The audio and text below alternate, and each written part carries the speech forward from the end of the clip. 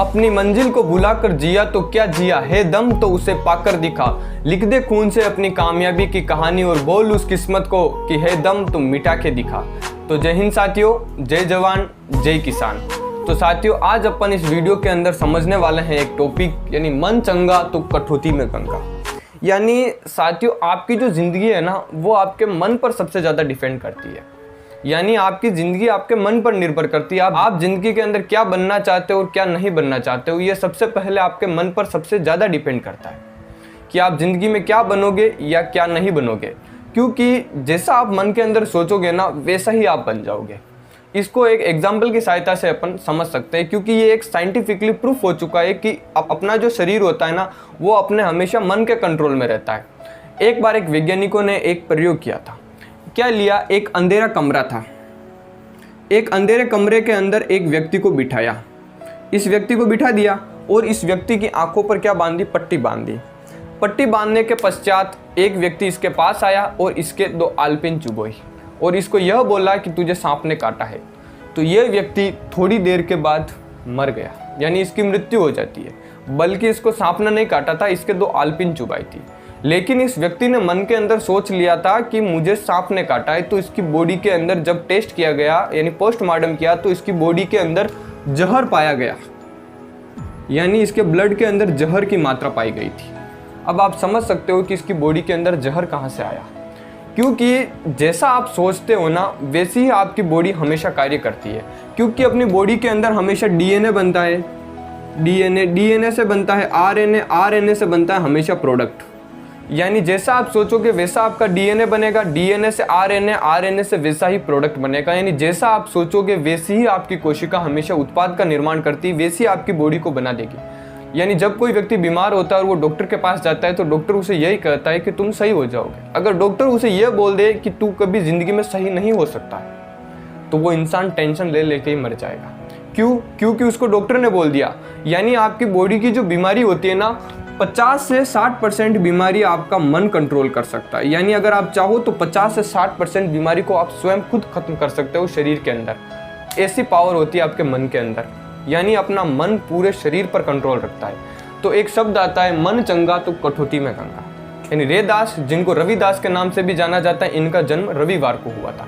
इनको संत शिरोमणि रैदास के नाम से भी जाना जाता है। यानी ये कबीरदास जी के शिष्य थे और रैदास जी की शिष्या का नाम था मीराबाई।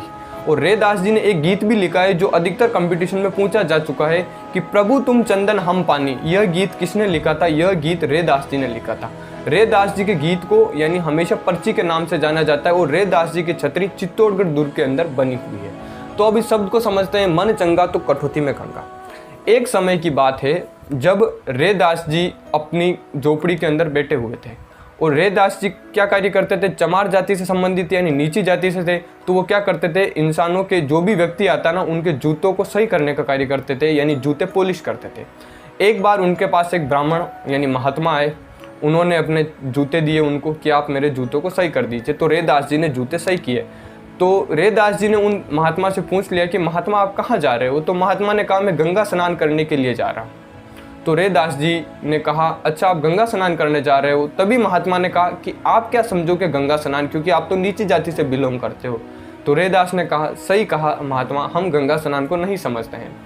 उसके बाद क्या हुआ, जब महात्मा जी के जूते सही हो गए, महात्मा जी ने जूते लिए, जूते पहने और रैदास जी को एक कोड़ी दी और बोला रैदास ये तुम्हारी मेहनत की कमाई। तभी रैदास ने वो कोड़ी महात्मा जी को वापस दी और कहा कि आप गंगा स्नान करने जा रहे हो तो यह एक कोड़ी मेरी तरफ से गंगा मैया को चढ़ा देना और गंगा मैया को कहना कि उनके भक्त, उनके पुत्र रैदास जी ने एक जोड़ी कंगन मांगे हैं। फिर क्या हुआ, जो महात्मा थे, जो संत थे, वो गंगा स्नान करने के लिए हरिद्वार गए। जब वो गंगा स्नान करके वापस बाहर निकले, तब उनको याद आया कि रैदास ने मुझे एक कोड़ी दी थी।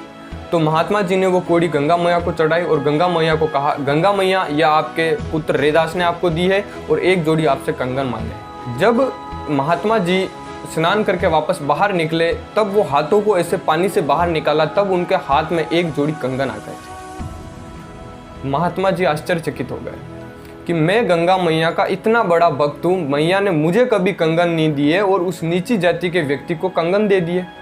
लेकिन महात्मा जी ने यह बात रैदास को नहीं बताई। वो जब वापस आ रहे थे तब रैदास ने पूछा था कि महात्मा जी गंगा मैया ने एक जोड़ी कंगन दिए क्या। तो महात्मा जी ने कहा, गंगा मैया ने कहा कि वो कंगन भिजवा देगी।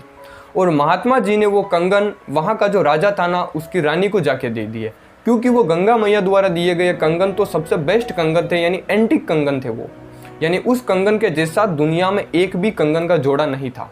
रानी जी को बहुत पसंद आए तो महाराजा ने क्या किया, महात्मा जी को यानी सबसे ज़्यादा पैसे दिए, दौलत दी, बंगला वंगला सब कुछ दे दिया। महात्मा जी खुश हो गए। एक दिन की बात है जब रानी जी का एक कंगन खो जाता है। अब समझ लीजिए कि आप कहीं जिम गए और आपके जूतों की जोड़ी में से एक चंपल कहीं खो जाए तो एक चंपल काम का नहीं है।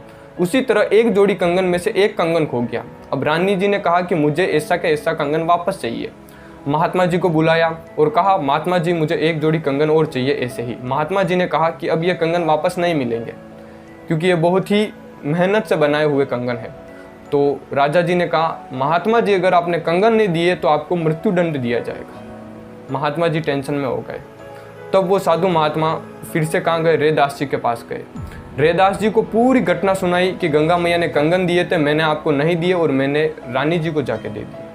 अब वो कंगन खो गए और मुझसे वापस कंगन मांग रहे हैं। तो रैदास जी ने कहा, गुरुजी आप टेंशन मत लीजिए, आप चिंतित मत होइए, आप व्याकुल मत होइए, मैं आपको कंगन और दिला दूंगा।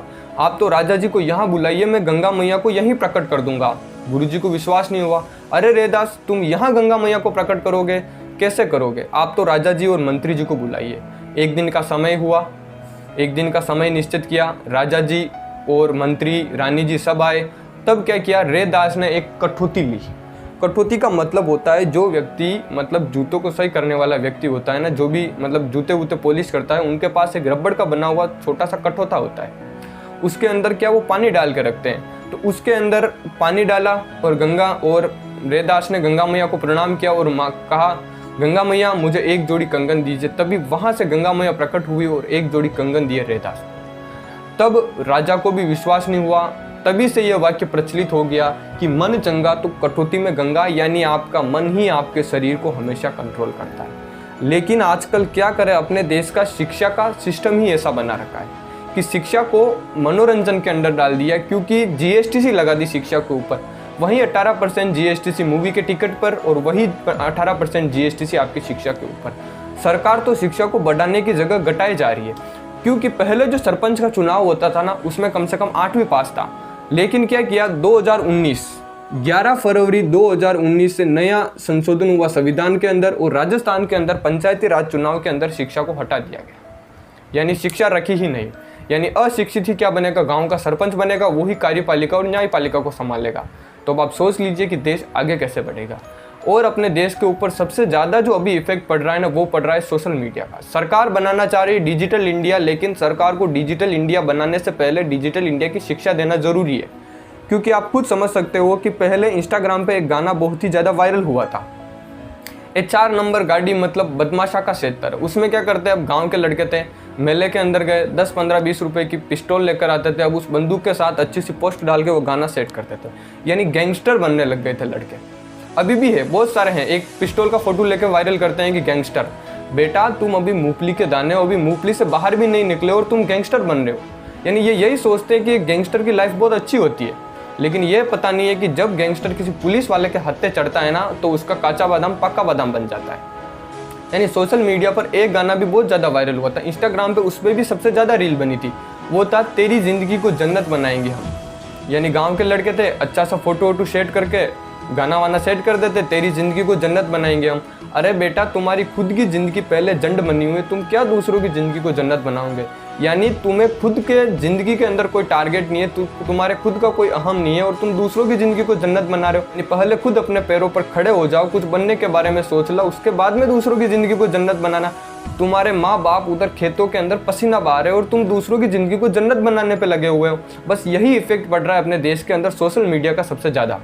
अपने देश के अंदर एक बुराई सबसे ज़्यादा है, यानी अपने देश के अंदर कोई बच्चा पढ़ाई भी करता है तो उसको घर वालों से ज़्यादा रिश्तेदारों के ताने सुनने पड़ते हैं। यानी रिश्तेदार एक ऐसे हैं, बच्चे को न तो पढ़ने देते हैं, नहीं आगे बढ़ने देते ज़िंदगी के अंदर। अब बच्चा कुछ करना चाहता है ना, तो वो यही सोचता है कि लोग क्या सोचेंगे।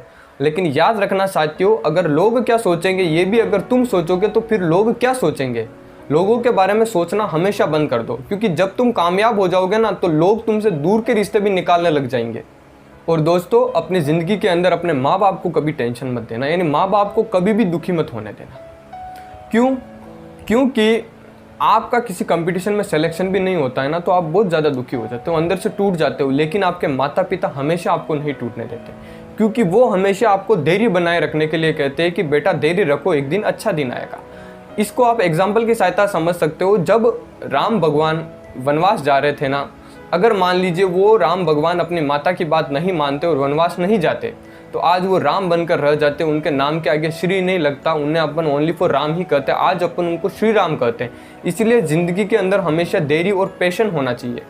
ज़िंदगी के अंदर अपनी माँ को कभी मत दुखी होने दीजिए दोस्तों, क्योंकि दुनिया के अंदर माँ बाप ही आपसे निस्वार्थ प्यार करते हैं, बाकी पूरी दुनिया आपसे स्वार्थ के रूप में प्यार करती है। माँ बाप का कोई स्वार्थ नहीं होता है आपके पीछे प्यार करने में। माँ किसी बच्चे को जन्म देती है तो उससे उतना दर्द होता है जितना किसी व्यक्ति की 132 हड्डी को आप एक साथ तोड़िए, यानी ऐसे ही माँ को भगवान का दर्जा नहीं मिला है। और किसी ने सच ही कहा है साथियों कि मेरी किस्मत के अंदर एक भी गम न होता अगर मेरी तकदीर लिखने का हक मेरी माँ को होता। तो जय हिंद साथियों, अपने माँ बाप का ख्याल रखना। जय हिंद, जय भारत।